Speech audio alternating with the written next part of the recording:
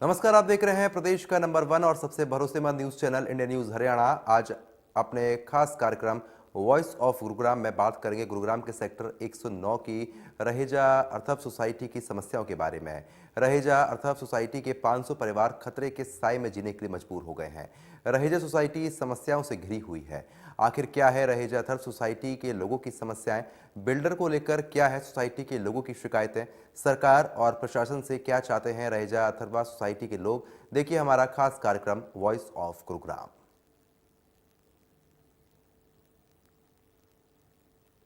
नमस्कार, मैं हूं संजय राठौर और आप मेरे साथ देख रहे हैं इंडिया न्यूज हरियाणा की खास पेशकश voice of Gurugram. Voice of Gurugram में आज हम एक ऐसी सोसाइटी के मुद्दे उठाने वाले हैं जो कि बिल्डर ने बड़े सपने जरूर उन लोगों को दिखाए थे, लेकिन उनकी गाड़ी कमाई लेने के बाद उनको अधर में लटका दिया। मैं बात करूं 2014 में रहेजा अथर्वा सोसाइटी जो कि सेक्टर 109 है उसमें डेवलप हुई थी और उसके बाद से तमाम जो निवासी हैं इसमें रहना शुरू किया था, लेकिन तब से अब तक यानी कि 9 साल बीत जाने के बाद भी उनको मूलभूत सुविधा नहीं मिल पा रही। तो वहीं पर इस बिल्डिंग के स्ट्रक्चर की बात करूं तो काफी खराब है। ये पूरी बिल्डिंग है रहेजा अथर्वा की, जहां पर हर एक, मैं दीवार की बात करूं जहां पर प्लास्टर गिर रहा है, तो दूसरी तरफ इस बिल्डिंग के अंदर तमाम वो समस्या है जिसकी वजह से लोगों को खतरा भी है। तो वहीं पर सबसे बड़ा जो एक मुद्दा है 33 केवी का जो एक प्लांट यहां लगना था जिससे कि बिजली इनको मिले, लेकिन बिल्डर को इन्होंने पैसे दिए हैं, लेकिन उसके बावजूद यहाँ पर अभी भी कमर्शियल जो लाइट है ये लोग यूज कर रहे हैं। तमाम जो सोसाइटी के लोग हैं मेरे साथ हैं, मैं उनसे भी बात करूंगा कि आखिरकार जब हर एक व्यक्ति का एक सपना होता है कि उसका भी एक आशियाना हो, वो अपने परिवार के साथ उस आशियाने में रहे, लेकिन गुरुग्राम की बात करूं तो यहाँ पर कंक्रीट का जंगल इसको कहा जाता है, लेकिन उसके बावजूद भी पिछले 9 साल से आप लोग सफर कर रहे हैं। बिल्डर जो है रहेजा वो आप लोगों की जो है मांगे हैं वो पूरी नहीं कर रहा। इसके पीछे की क्या वजह लगती है? सर, क्या नाम है आपका? डॉक्टर कुलवंत शर्मा। यहाँ पे इस सोसाइटी में बिल्डर इस सोसाइटी को पूरा कंट्रोल अभी तक अपने हाथ में रखा हुआ है। IFMS IBMS जो कि अभी तक वापस कर देना चाहिए था, नहीं किया है। और कोर्ट में केसेस चल रहे हैं, एचरेडा में और सिविल कोर्ट में। तो कोर्ट के केसेस तो अपना टाइम लेते हैं, तो उसके अलावा यहाँ कहानी यहाँ ख़त्म नहीं होती। ये डेवलपर, आम तौर पे डेवलपर जो कोई सोसाइटी डेवलप करते हैं, जैसे कोई कस्टमर अपने खून पसीने की गाड़ी कमाई उसमें लगाता है, तो बिल्डर भी अपने जीवन उसमें लगा देता है, खून पसीने की गाड़ी मेहनत और कमाई उसमें लगाता है, तो अब बाद में उसको कमाई होती भी है। लेकिन यहाँ पे इस बिल्डर ने, बाकी सोसाइटीज के प्रोजेक्ट्स भी देख लें, एक ढर्रा बना रखा है कि बड़े बड़े वादे करके कस्टमर्स को एंट्रैप करो और उसके बाद उनको एक्सप्लॉइट करो। उस एक्सप्लॉइटेशन के हम शिकार हैं। जब हम शिकायत लेके जाते हैं डिस्ट्रिक्ट एडमिनिस्ट्रेशन के पास, DC साहब के ऑफिस में, या फिर district registrar of societies DR office में, या फिर DTCP जो कि district town and country planning office है, तो वो हमारी बात को नॉर्मल वे में लेते हैं जैसे कि एक साधारण इसकी समस्या हो। वो इस बात को समझते ही नहीं है, पता नहीं क्यों, कि ये सोसाइटी एक डिसास्टर के किनारे खड़ी है। चिंटल्स में तो ये डिसास्टर हुआ, हादसा हुआ, मौतें हुई, लेकिन उसके बारे में पहले से किसी को चेतावनी नहीं थी। अब आपके न्यूज़ चैनल के माध्यम से डिस्ट्रिक्ट एडमिनिस्ट्रेशन को, DTCP के ऑफिस को और DR ऑफिस को मैं चेतावनी देना चाहता हूं कि ये एक डिसास्टर है जो होने जा रहा है। और अब ये रहेजा अथर्वा सोसाइटी है सेक्टर 109 में। तो ये इस सोसाइटी का डिसास्टर मैं क्यों बोल रहा हूं, क्योंकि स्ट्रक्चरल ऑडिट के लिए हम एड़ियां घिसा चुके हैं, कोई हमारी सुन नहीं रहा है। बिल्डर स्ट्रक्चरल ऑडिट करवाने में इंटरेस्टेड नहीं है, क्योंकि उसको तो मालूम है कि इसमें स्ट्रक्चरल डिफेक्ट्स क्या क्या हैं। वो तरह तरह के हथकंडे अपना के प्रोफेशनल बड़े ही तरीके से हमारे सारे अटेम्प्ट्स को दबा रहा है। तो बिल्डर को तो डायरेक्टली हम कोई हमारी पहुंच नहीं है, लेकिन ये डिस्ट्रिक्ट एडमिनिस्ट्रेशन, DTCP ऑफिस और DR ऑफिस, ये तो हमारे सरकार के डिपार्टमेंट्स है। इस डेमोक्रेसी में हमारे डिपार्टमेंट्स हैं, ये हमें सर्व करने के लिए बने हैं। तो ये कुछ क्यों नहीं कर रहे? तो इस चेतावनी को समझें और जो करने के डिसाइड करें तो इनके लिए कुछ भी बात नहीं है। सर, कितने परिवार इस सोसाइटी के अंदर रहते हैं, और जब आपने बिल्डर से इस प्रॉपर्टी में इन्वेस्ट करने की बात कही, क्या आपको सपने दिखाए गए थे? मैं तो अभी 1 साल हुआ हूँ यहाँ आया हूँ। 1 साल में जो माहौल देखा है कि यहाँ पे हर रोज प्रतिदिन कोई ना कोई छप्पड़ गिर रहा है, कोई प्लास्टर गिर रहा है, कई बार बच्चों के ऊपर भी गिरे हैं, लेकिन खुदा का बचाव हुआ उसका। जहाँ के हालात बहुत खराब, हम तो यहाँ आकर फंस गए हैं। बिल्डर हमारी कोई सुन नहीं रहा। कौन बिल्डर है? रहेता, नवीन रहेता। हम तो यहाँ आकर फंस गए हैं। हाँ, तो लोग अपने आप को ठगा सा महसूस कर रहे हैं, क्योंकि जीवन भर की जो गाड़ी पूंजी है वो उन्होंने बिल्डर के हाथ में सौंपी थी, लेकिन बिल्डर ने सिर्फ उनके साथ बड़े बड़े वादे और दावे जरूर किए थे, लेकिन धरातल पर इस तरीके की चीजें नजर नहीं आई। सर, क्या क्या खामियां हैं रहेजा अथर्वा 109 की बात करूं तो? देखिए, सबसे बड़ी खामी तो यही है कि हमको बोला गया था कि शाहपुर पालन जी ये बिल्डिंग बनाएंगे, पर रहेजा ने धोखाधड़ी की, नवीन रहेजा ने, और शाहपुर पालन जी को जैसे ही स्ट्रक्चर खत्म हुआ उनको पैसे नहीं दिए, तो ये जो रिपेयर वर्क है, मतलब लोकल फसाड वर्क जो है, फिनिशिंग वर्क, ये इसने लोकल बिल्डर से कराया है, तो उसकी कंडीशन ठीक नहीं है। और इसमें प्लास्टर में सीमेंट बहुत कम लगा हुआ है, तो ये गिरता है, प्लास्टर अंदर भी गिरता है और बाहर भी गिरता है। ये डीटीसीपी को भी पता है और सीएमओ चीफ मिनिस्टर साहब को भी पता है, पर आज तक कोई उन्होंने कार्रवाई नहीं की है। जहाँ तक कि स्ट्रक्चरल ऑडिट होना चाहिए, जिससे हमें पता चले क्या खामियां हैं और उसके हिसाब से इसकी रिपेयर हो, तो वो अभी तक स्ट्रक्चरल ऑडिट हुई नहीं है। उसके लिए जो बिल्डर है वो ड्राइंग नहीं दे रहा। ड्राइंग क्यों नहीं दे रहा है? वो बोल रहा है मेरे पास ड्राइंग नहीं है। और डीटीसीपी जो डायरेक्टर टाउन प्लानिंग है, उनके पास भी ड्राइंग नहीं है। तो ऐसा कैसे हो सकता है? बिना ड्राइंग के आपने उनको ओसी कैसे दे दिया? ओसी कैसे दे दिया? तो अगर कुछ भी ये होता है, अगर क्या कहते हैं हादसा, तो उसके लिए केवल खट्टर साहब जिम्मेदार होंगे, ये सरकार जिम्मेदार होगी और डिस्ट्रिक्ट एडमिनिस्ट्रेशन जिम्मेदार होगा। बिल्डर से आप लोगों ने मुलाकात की है, क्योंकि 2014 में इस बिल्डिंग का जो है निर्माण हुआ था, और उसके बाद से तमाम जो लोग रहना उन्होंने शुरू किया। एक बिजली जो कनेक्शन है, एक बड़ा मुद्दा वो भी है। 33 केवी का एक सब स्टेशन यहाँ लगना था, क्या वो लग पाया है? आप लोगों ने पूरी जो पूंजी है बिल्डर को सौंपी? 33 केवीए तो छोड़िए, यहाँ 11 केवीए भी नहीं लगा है अभी। तो बिल्डर ने हमसे कम से कम 15 करोड़ रुपए लेके रखे हैं अलग से इलेक्ट्रिसिटी के, और वो आगे डीएचबीवीएन में जमा नहीं कर रहा, बैंक गारंटी नहीं दे रहा है, जिससे आज तक हमारी डोमेस्टिक इलेक्ट्रिसिटी नहीं आ पाई है। और दूसरा क्या होता है कि पहले इस टावर का उसने पोसी दिया, फिर ये जो सिलास है इनका ओसी दिया। डीटीसीपी लिख देता है 15 days, with in 15 days you have to apply for domestic electricity connection, पर वो रहेजा ऐसा कुछ करता नहीं है। अब लो राइज है, इतनी बुरी हालत होने के बाद भी हमको पता चला है कि जो डायरेक्टर प्लानिंग है, town and planning DTCP Chandigarh, उनको ये रिश्वत देके वहां से ओसी ले रहा है, लो राइज का ओसी ले रहा है, और फिर वो लिख के देंगे कि 15 दिन के अंदर आपको डोमेस्टिक इलेक्ट्रिसिटी कनेक्शन लेना है। तो हमारी खट्टर साहब से विनती है कि चुनाव आने वाले हैं, अगर आप हमारा घर ठीक नहीं कराते हैं तो हम आपको बेघर हम कर देंगे। सर, ये मैं बात करता हूँ, आइए। जो ये प्लास्टर है, ये क्योंकि ये सिर्फ एक ही बिल्डिंग का नहीं है, बल्कि अलग अलग इलाके की बात करूं, पूरी सोसाइटी की बात करूं, इस तरीके के जो है तस्वीरें हमें नजर आ रही है। क्या वजह है? ऑडिट जो है बिल्डर नहीं करा रहा है, डीटीसीपी में आप लगातार जा रहे हैं, उसके पीछे की क्या वजह है? और करोड़ों रुपए के जो है इन्वेस्टमेंट आप लोगों ने की है इस अपने आशियाने के लिए। देखिए, ये मैं यहाँ 2014 में शिफ्ट हुआ था, और जो मिस्टर नवीन रहेजा थे, यहाँ 6 ही फ्लोर बनने थे, 6 टावर। अब आप यहाँ देख रहे हो, यहाँ 12 टावर है। ये तो टोटली ही बिल्डर की नीयत खराब है, जिसने यहाँ 6 टावर बनाने का प्रॉमिस करके यहाँ आज 12 टावर प्लस लो राइज बना दिया है। यहाँ ना प्रॉपर एंट्री एग्जिट है। अगर आप जो देख रहे हो, जो रोड है वो एक मेन एंट्री रोड है, वो आज तक यहाँ अवेलेबल नहीं है, बिजली नहीं है। और ये तो उसका टोटली एक लालच है, जो शाहपुर जी या इनको जो कॉन्ट्रैक्ट दिया था, उनके बीच में क्या हुआ हमें पता नहीं। लेकिन आज के दिन यहाँ ये मिट्टी का प्लास्टर है, ड्राइंग भी नहीं है। पता नहीं प्रशासन भी क्यों नहीं ऑडिट कराने में इंटरेस्ट लगा। यहाँ शायद इंतजार हो रहा है कि चिंटल की तरह कोई बड़ा हादसा हो जाए, उसके बाद सरकार जगेगी। हमने ऑलरेडी डीसी, डीटीपी और डिस्ट्रिक्ट इनसे तो रजिस्ट्रार से तो हम कितनी बार मिल चुके, कोई सुनने वाला है ही नहीं। तो हम आप लोगों के थ्रू निवेदन करते हैं कि हमारी आवाज़ खट्टर तक पहुंचाए, प्रशासन तक पहुंचाए। नवीन रहेजा से हमारी मुलाकात हुई है, वो प्रॉमिस तो करता है पर पूरे नहीं करता।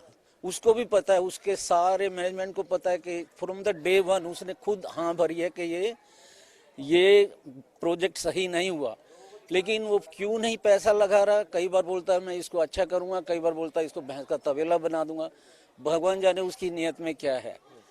और उसने यहाँ कम से कम 4 साल यहाँ मेंटेनेंस भी खूब उठाया है, करोड़ों रुपए तो मेंटेनेंस के ले गया वो, लेकिन 1 रुपया भी नहीं खर्चा है उसने यहाँ, 1 रुपया भी। यहाँ उसके आदमी अभी भी हैं, वो सिर्फ कहीं से कुछ गिर गया, छोटी मोटी आग लग गई, सिर्फ ढकने के लिए कि यहाँ कुछ ऐसा बड़ा हादसा ना हो जाए।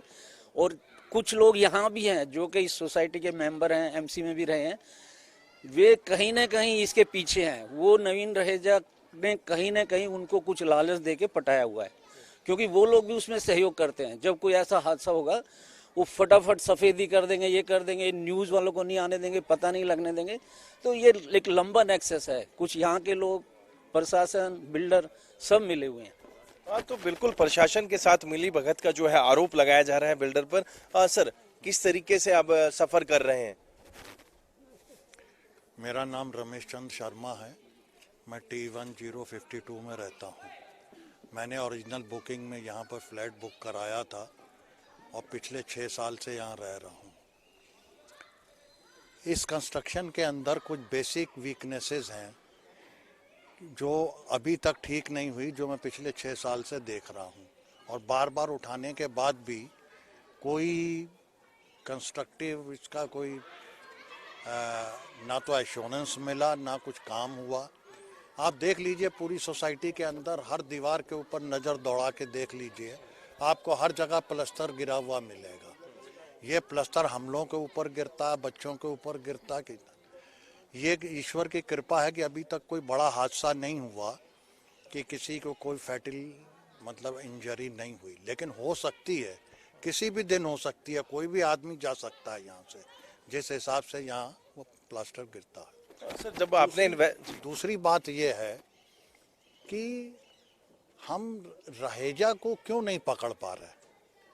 रहेजा, सारी मिसडीड रहेजा की हैं, रहेजा ने हमें धोखा दिया है, रहेजा ने हमको प्रॉमिस किया कि हम ये देंगे वो देंगे, देता कुछ नहीं है, है? और दूसरी बात, जिस चीज़ के पैसे हम एक बार दे चुके हैं उस चीज़ के पैसे यहाँ हमसे एमसी क्यों बार बार मांगती है। हमने गैस के पैसे एक बार पेमेंट कर दिए 38,000 या 48,000 जो भी था, एग्जैक्ट अमाउंट मेरे को याद नहीं। अब हमसे गैस के नाम पे भी 18,000 रुपये मांगे जा रहे हैं। अगर रहेजान की डिफेक्टिव वर्कमैनशिप है, डिफेक्टिव मटेरियल है, तो भाई उसको बोलो ना वो ठीक कराए। हमसे क्यों आप लाखों रुपए डिमांड कर रहे हो कि हम यहाँ फसाड कराएंगे, हमको पैसा दो। हमने रहेजा को पूरे पैसे हर चीज के दिए हैं। अगर रहेजा ने इस काम ठीक नहीं किया, मटेरियल अच्छा नहीं लगाया, वर्कमैनशिप अच्छी नहीं है, तो रहेजा करेगा इस चीज को। भाई एक बार फ्लैट लेने में, एक मिडिल क्लास आदमी को फ्लैट लेने में उसकी सारी उम्र की सेविंग चली जाती है, और अब यहाँ पर ये कहा जा रहा है कि रहेजा कुछ नहीं करेगा। और तारीफ की बात यह है कि हमारी सोसाइटी के अंदर ऐसी लॉबी है, जब भी हम एजीएम बीजीएम के अंदर सवाल उठाते हैं कि ये काम रहेजा को करना चाहिए, तो वो लॉबी जो है वो एक कोरस शुरू कर देती है, रहेजा कुछ नहीं करेगा, रहेजा कुछ नहीं करेगा।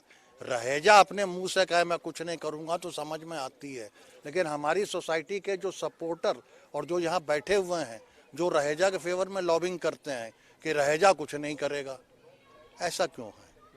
फिर बिजली के पैसे हमने दे दिए, आज हमको 11 साल हो गए सोसाइटी को बने हुए, आज तक हमको डोमेस्टिक कनेक्शन नहीं मिल पाया। क्यों नहीं मिल पाया? क्योंकि डिस्ट्रिक्ट एजेंसीज की इसमें कनाइवेंस है, डिस्ट्रिक्ट एजेंसीज की कनाइवेंस है। जब भी आप एक टावर के लिए आप ओसी देते हो तो उसमें साफ लिखा होता है कि 15 दिन या 45 दिन के अंदर आपको डोमेस्टिक कनेक्शन देना है। आज 11 साल हो गए, मेरे ख्याल 3-4 बार डिफरेंट फेसेस में रहेजा ओसी ले चुका है डिफरेंट टावर्स के, और आज भी हमको जो है डोमेस्टिक कनेक्शन नहीं मिला हुआ। हाँ, तो बिल्कुल तमाम जो पैसे हैं वो जो इन निवेशकों ने दे दी हैं, लेकिन उसके बावजूद भी बिल्डर जो है वो पैसे जमा नहीं करवा रहा, जिसकी वजह से इनको 33 केवीए का जो एक सब स्टेशन लगना है वो नहीं मिल पा रहा। मैम, कितनी समस्या है, क्योंकि बिल्डर ने तमाम सपने आप लोगों को दिखाए होंगे जब आपने अपने सपनों के आशियानों को चुना, लेकिन उसके बाद कितनी खामियां इस प्रोजेक्ट में आप देखते हैं? देखिए, ऐसा है, पिछले मैं कई सालों से देख रही हूँ, यहाँ बहुत बार मीडिया भी आई है, लोगों ने बार बार हर चीज़ की डिमांड भी उठाई है, बट आज तक कुछ हुआ नहीं है। तो मेरी रिक्वेस्ट ये है कि इस बार आप लोग आए हैं तो हमारी आवाज़ सरकार तक पहुंचाए, हमारी आवाज़ बिल्डर तक पहुंचाए, और अगर बिल्डर एक्शन नहीं लेता है तो उसके अगेंस्ट एक्शन लिया जाए गवर्नमेंट के थ्रू। तो सबसे पहली बात तो ये, आप बिल्डिंग की हालत देख रहे हैं पूरी। कौन सी सोसाइटी, कौन बिल्डर है? रहेजा बिल्डर है हमारे, नवीन रहेजा, और सोसाइटी हमारी रहेजा अथर्वा सोसाइटी है, सेक्टर 109 गुड़गांव में। और जैसा भी बिल्डिंग आप पूरी देख रहे हैं, कितना इसका हाल खराब है। यहाँ हर दिन हमारे बच्चे खेलते हैं, बिल्डिंग से बाहर जाते हैं, अंदर आते हैं, तो हर टाइम एक डर बना रहता है। हम लोग ऑफिस चले जाते हैं कि पता नहीं पीछे से क्या हो जाए। ये तो शुक्र है भगवान का कि अभी तक बच्चे या किसी पर्सन के ऊपर यहाँ पर ऐसा कुछ नहीं गिरा है, लेकिन हर दिन कुछ ना कुछ कहीं ना कहीं आपको मलबा गिरता हुआ दिखेगा यहाँ पर। सेकंड ये तो है, हमें एक तो फर्स्ट हमें जो हमारा ड्राइंग का स्ट्रक्चरल वो दिया जाए, फिर सेकंड हमारा गवर्नमेंट ऑडिट कराया जाए और फसाड का काम कराया जाए। ये सबसे फर्स्ट प्रायोरिटी पे है हमारा, क्योंकि लाइफ कहीं ना कहीं रिस्क में है यहाँ। सेकंड, डोमेस्टिक कनेक्शन आज तक हमें नहीं मिला है। लोगों को फ्री मुफ्त बिजली मुफ्त पानी मिल रहा है, हमें डोमेस्टिक कनेक्शन नहीं मिल रहा है। कितनी गलत बात है। मतलब हम लोगों के बजट पर कितना इफेक्ट पड़ता है। हम लोगों का इतने लाइट कट इतने रहते हैं गर्मियों में, बच्चे परेशान, कितने लोग वर्क फ्रॉम होम करते हैं, उन लोगों को इतनी परेशानी होती है। इस सब का इफेक्ट हमारी लाइफ पे बहुत ज्यादा पड़ रहा है। तो डोमेस्टिक कनेक्शन बहुत जरूरी है हम लोगों के लिए। दोबारा गर्मी आ रही है और हम लोग इतनी प्रॉब्लम फेस करते हैं बहुत ज्यादा। क्या बिल्डर तक पहुंचने के प्रयास आप लोगों ने किए? आपके जो सोसाइटी के लोग हैं ये पहुंचे हैं बिल्डर तक, या किन अधिकारियों के अभी तक जो है चक्कर कटाने के लिए मजबूर कर दिए बिल्डर ने? एक्चुअली बहुत बार हमारी सोसाइटी से लोग गए हैं, हमने कई केस भी डाले हुए हैं, लेकिन कोई सुनवाई ही नहीं है। तभी आज हम आप लोगों का सहारा ले रहे हैं कि हमारी बात वहां तक पहुंचाई जाए, एक्शन लिया जाए। या तो बिल्डर के अगेंस्ट एक्शन लिया जाए या फिर बिल्डर एक्शन लेके यहाँ काम कराए।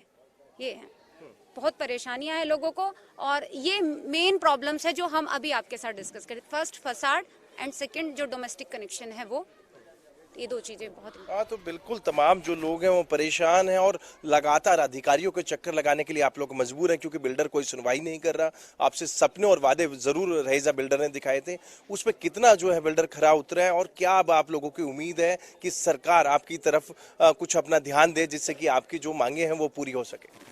हम लोग बस यही चाहते हैं कि सरकार हम यहाँ आके बिल्डर के अगेंस्ट एक्शन ले, ताकि हमें डोमेस्टिक कनेक्शन ऑन टाइम मिल पाए। बिकॉज हम लोग जो हमारा हार्ड अर्न मनी है उसको हम लोग वेस्ट कर रहे हैं, कमर्शियल रेट्स दे रहे हैं डोमेस्टिक कनेक्शन के लिए। एंड सेकेंडली, यहाँ पे आप जो भी बिल्डिंग की हालत देख रहे हैं, यहाँ पे जितनी भी लाइफ्स हैं उन पे बहुत इम्पैक्ट हो रहा है। कभी कुछ गिर जाता है, कभी आज हम लेटे हुए हैं कल प्लास्टर गिर गया, क्या हो रहा है यहाँ नहीं पता चलता। तो हम चाहते हैं गवर्नमेंट इस पे एक्शन ले। तो ये चीज़ आपके थ्रू शायद गवर्नमेंट तक हमारी चीज़ें पहुंच पाए। क्या बिल्डर और प्रशासन उस दिन का इंतजार कर रहा है कि एक बड़ा हादसा है और उसके बाद वो लोग जागे?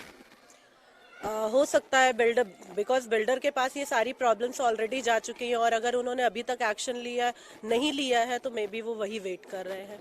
तो हम चाहते हैं कि आप लोग हमारी अपील गवर्नमेंट तक पहुंचाएं। मैम, क्या नाम है आपका? नीलिमा। क्या क्या समस्या है रहेजा अथर्वा 109 की बात करूँ तो? सर, मुझे यहाँ रहते हुए 5 साल हो गए। 5 साल से मैं यहाँ रह रही हूँ। अभी जो सोसाइटी की कंडीशन, जब मैंने 5 साल पहले भी घर खरीदा था तो ऐसी ही थी। बिल्डर ने बाहर के रिपेयर में कोई भी काम नहीं कराया, और आप कंडीशंस देख ही रहे हैं। सो हमारा कंसर्न यही है कि जो इस तरीके से बुरी हालत है, जर्जर हो रही है सोसाइटी, इसका गवर्नमेंट एक ऑडिट करे, इसका डिज़ाइन स्ट्रक्चर हमें दिया जाए, और उसके बाद ये प्रॉब्लम फसाड वाली सॉल्व की जाए। क्योंकि जब हमारा ये बाहर का स्ट्रक्चर के लिए हमें पैसा देना is not genuine, it should be taken care by the builder itself. और सेकेंडली, हम इलेक्ट्रिसिटी कनेक्शंस का सारा कमर्शियल बिल पे कर रहे हैं। So we want domestic connection for gas as well as for electricity. ये हमारी बेसिक प्रायोरिटीज़ हैं, क्योंकि हमने अपनी जीवन की पूरी जमा पूंजी सोसाइटी के लिए फ्लैट खरीदने में लगा दी, और उसके बाद हमें ये लगे कि हर समय रिस्क पर हैं तो इट इज़ वेरी डेंजरस। घर में एक कील लगाते वक्त भी डर लगता है कि कहीं कुछ गिर ना जाए। मैम, सभी का सपना होता है कि उनका एक आशियाना हो और पूरी गाड़ी कमाई, जिस तरीके से आपने कहा कि वो आपने यहाँ इन्वेस्ट की, उसके बाद किस तरीके से ठगा से महसूस आप लोग कर रहे हैं, क्योंकि बिल्डर ने तमाम वादे आप लोगों से किए थे जब इस प्रोजेक्ट को सेल किया था? इससे पहले भी न्यूज़ चैनल वाले आए, लोगों ने अपने इंटरव्यूज़ दिए, हमारी यही एफर्ट्स थी कि ये सब मैसेज आगे गवर्नमेंट तक जाएं, बट कुछ हुआ नहीं। लास्टली हमसे पैसे मांगे जा रहे हैं इस ऑडिट के लिए, जिसके लिए हम एग्री नहीं करते हैं। तो मुझे ये लगता है कि गवर्नमेंट को इसके अगेंस्ट में कुछ ना कुछ एक्शन लेना चाहिए कि वो बिल्डर को फोर्स करे कि just come and resolve the issues. हाँ, तो बिल्कुल तमाम लोगों का यही कहना है कि जो बिल्डर है बिल्डर ने तमाम सपने दिखाए थे, वादे किए थे, अच्छे अच्छे जो प्रोजेक्ट के अंदर जो है इन्वेस्ट करने के लिए उन्होंने जो है इनको कहीं ना कहीं गुमराह किया था, और उसके बाद उनकी गाढ़ी कमाई ली थी, और उसके बाद ग्राउंडी हकीकत की बात करें, जमीनी हकीकत की बात करें तो चीजें उससे विपरीत नजर आ रही हैं। सर, आप भी इस सोसाइटी के निवासी हैं? हाँ जी। क्या कमिटमेंट बिल्डर ने की थी आपसे जब आपने यहाँ इन्वेस्ट किया था? नहीं, जब बिल्डर ने कमिटमेंट की थी उसने तो ऑब्वियसली हमें आसमान ही दिखाया था कि स्वर्ग जैसे हमारे घर होंगे। अब आप हालत देखो इनकी, हर तरफ से प्लास्टर गिरता है, बच्चे खेलने जाते हैं, बड़े जाते हैं, सब हमारे हमेशा दिल धक धक करता रहता है कि क्या होगा क्या नहीं होगा। लेकिन कोई रहने की जगह मतलब देख के कोई हमारे गेस्ट नहीं आ सकते, कुछ नहीं आ सकते, देख के शर्म आती है कि इतने अच्छे इतना पैसा लगा के इस जगह पे हम रह रहे हैं। क्या बोले, सुन ले तो सब साफ दिख ही रहा है सामने कि क्या बिल्डर के पास जाते हैं, किसके पास जाते हैं, कोई सुनवाई नहीं है, कोई कुछ सुनने को तैयार नहीं है। तो अब रह रहे हैं, पता नहीं, अब चिंतल का केस हो चुका है, उसके बाद भी कोई जाग नहीं रहा है, कब जागेंगे पता नहीं। जब यहाँ पे कुछ इंसिडेंट होगा तब लोगों को होश आएगा, यही कह सकते हैं। और क्या इसके पीछे की वजह आप लोग मानते हैं? वजह क्या है, बिल्डर का पता ही है, सब पैसे खा के बैठे हुए हैं, और क्या वजह हो सकती है इसके लिए। मतलब इसको ठीक करना कोई मुश्किल काम थोड़ी ना है, नॉर्मल रिपेयर की बात है। पहले जब कंस्ट्रक्शन किया मटेरियल सारा सब स्टैंडर्ड लगा रखा है, उसको ठीक करना है, पर कोई सुनवाई नहीं है, कोई सुन ही नहीं रहा है, क्या करें। सर, 500 से ज्यादा जो परिवार हैं रहेजा अथर्वा सोसाइटी के अंदर रहते हैं। 500 परिवार के साथ कहीं ना कहीं बिल्डर ने खिलवाड़ किया, जो कि आप लोगों का कहना है, लेकिन उसके बावजूद भी क्या बड़े हादसे का इंतजार किया जा रहा है? बिल्कुल ऐसा ही लग रहा है। यहाँ पे सबसे बड़ा कंसर्न है सेफ्टी का, बाकी सब चीज़ें तो ठीक है। सेफ्टी यहाँ पे कभी कुछ गिर सकता है, कभी प्लास्टर का एक चंक गिर जाता है, बच्चे खेलते रहते हैं, बूढ़े लोग वॉक करते हैं, वॉकिंग ट्रैक पे भी चंक गिरता है। और कई बार ऐसा हुआ है कि आदमी 2-3 इंच से बच गया या बस सर के बगल में गिर गया, बट क्या कहते हैं, कोई क्या कहते हैं ऐसा, मतलब क्या कहते हैं, इतनी कंप्लेंट्स करी, सब कुछ किया, लेकिन कोई एक्शन नहीं हो रहा। ना बिल्डर सुनता है। बिल्डर क्या कहते हैं, यहाँ पे जो एमसी रहती है और जो कुछ चंक वगैरह गिरता है उसको फटाफट साफ करते हैं और उसको पेंट प्लास्टर करके छुपा देते हैं, बस यही चलता रहता है। पर क्या कहते हैं, सब लोग हादसे का इंतजार कर रहे हैं, और हादसा बगल चिंटल में हुआ भी है, उसके बावजूद भी क्या कहते हैं गवर्नमेंट या एजेंसीज जो रिस्पॉन्सिबल एजेंसीज हैं वो कोई एक्शन नहीं लेती।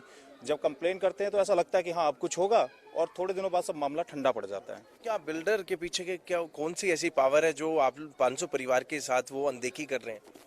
मुझे ऐसा लगता है कि सब एजेंसीज के जो लोग हैं, जब वो एक्शन लेने आते हैं और बिल्डर अचानक उनके थोड़े दिनों बाद हाव भाव बदल जाते हैं, वो सब मिल जाते हैं बिल्डर के साथ में। और नवीन रहेजा मतलब क्या कहते हैं फेमस है इन सब चीज़ों को मैनेज करने के लिए, और जब तक चीज़ें मैनेज हो रही हैं तब तक वो कर नहीं रहा। जब तक एजेंसीज क्या कहते हैं एकदम से कठोर कार्रवाई नहीं करेंगी तब तक मुझे नहीं लगता कि कुछ होगा।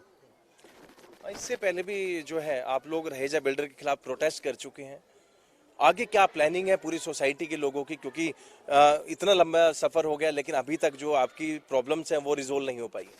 आगे प्लानिंग हमारी ये है कि ये जो डिस्ट्रिक्ट एडमिनिस्ट्रेशन है, director town and country planning है, इनके खिलाफ हम केस करेंगे, इनके खिलाफ रिट डालेंगे, क्योंकि अगर ड्राइंग्स नहीं दे रहे हैं या एक्शन नहीं हो रहा है तो कहीं ना कहीं ये बहुत रिस्पॉन्सिबल हैं, और ये एक के बाद एक नए टावर्स का ओसी दे देते हैं। अभी लो राइस का ओसी भी ये देने वाले हैं, और रहेजा तो कहता है मेरे पास पैसा है, मैं कुछ भी काम करा लूँगा।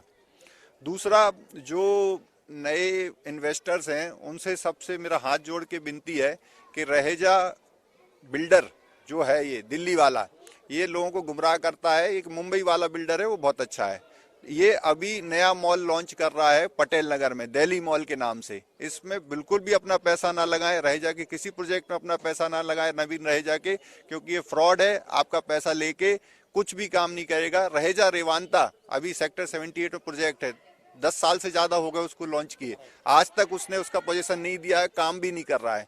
तो जो भी दिल्ली मॉल में अपना पैसा लगाएगा उसका पैसा बर्बाद हो जाएगा।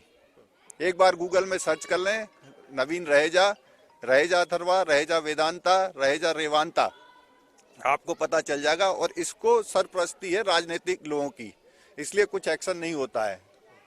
पर हम अब केस करेंगे, हाई कोर्ट में रिट डालेंगे। रिट में हम जो जितने भी डायरेक्टर्स हैं टाउन प्लानिंग के और बाकी डिस्ट्रिक्ट एडमिनिस्ट्रेशन को, उनको हम साथ में केस में वो सम्मिलित करेंगे। सर, अब बिल्डर के खिलाफ क्या रणनीति तैयार की है आप लोगों ने? तमाम जो सोसाइटी के लोग हैं यहाँ मौजूद हैं और इससे पहले भी हल्ला बोल चुके हैं बिल्डर के खिलाफ। नहीं, अभी हम सब लोगों ने मन बना लिया है। हम लोग अगली एजीएम में ऑलरेडी हमने एक बार प्रस्ताव पास कर दिया था, हम लोग एनसीएलटी में जाएंगे और इस बार नेक्स्ट एजीएम में हम जबरदस्ती, बहुत ज़बरदस्त ढंग से अपने एमसी को फोर्स करेंगे और इसके खिलाफ एनसीएलटी में जाएंगे ही। इसके अलावा कोई रास्ता हमारे पास शायद बचा नहीं है। अगर ये हमारी आवाज़ सुन के नवीन रहेजा कुछ करता है, हम लोग उसे आके मिलता है, कोई आश्वासन देता है, कोई रिपेयर शुरू कराता है तो ठीक है, नहीं तो अब हम एनसीएलटी में जाएंगे ही जाएंगे। सर, अंतिम सवाल, 11 वर्ष बीत गए हैं, कोई सुनवाई नहीं हो रही, गाड़ी कमाई है आपने, इन्वेस्ट की, क्या लगता है बिल्डर के पीछे कौन सी ऐसी पावर है जो आप लोगों की इस समस्या का समाधान नहीं हो पा रहा? बिल्डर के पीछे क्या पावर है? एक नेक्सस होता है, उस नेक्सस में पॉलिटिशियन भी होते हैं, ब्यूरोक्रेसी भी होती है और बिल्डर भी होता है। कोई भी बिजनेस हो इंडिया के अंदर, कोई भी बिजनेस हो, कोई भी इंडस्ट्री हो, जैसे ये भी बिल्डर इंडस्ट्री है, तो वो नेक्सस है जो ये काम होने नहीं दे रहा। और जब तक रहेजा को ऐसे लोगों से सपोर्ट मिलेगा तब तक जो है वो रहेजा कुछ नहीं करेगा। इसमें जब तक डिस्ट्रिक्ट एजेंसीज और पॉलिटिशियंस का सपोर्ट है तो रहेजा कुछ नहीं करेगा। हाँ, तो बिल्कुल ये थे तमाम यहाँ के मौजूदा लोग जिनकी यही मांग है कि रहेजा बिल्डर इनकी जो मांगे हैं उसको जल्द से जल्द पूरा करे, अन्यथा उसके खिलाफ एक बड़ा मोर्चा खोलने के लिए सेक्टर 109 रहेजा अथर्वा सोसाइटी के लोग पुरजोर तैयार खड़े हैं। हालांकि इससे पहले भी बिल्डर के खिलाफ प्रदर्शन कर चुके हैं और तमाम अधिकारियों को चक्कर काटने को मजबूर हैं। जब इनको इनके सपने के आशियाने के बारे में बात की गई थी, तमाम जो है सपने दिखाए गए थे, बड़े बड़े वादे किए गए थे, लेकिन पिछले 11 साल की बात करूं तो अधिकारियों को चक्कर काटने के लिए तमाम लोग मजबूर नजर आ रहे हैं। आज के इस कार्यक्रम में मेरे साथ इतना ही, आगे और एक सोसाइटी के साथ मिलेंगे। देखते रहिए इंडिया न्यूज की खास पेशकश वॉइस ऑफ गुरुग्राम।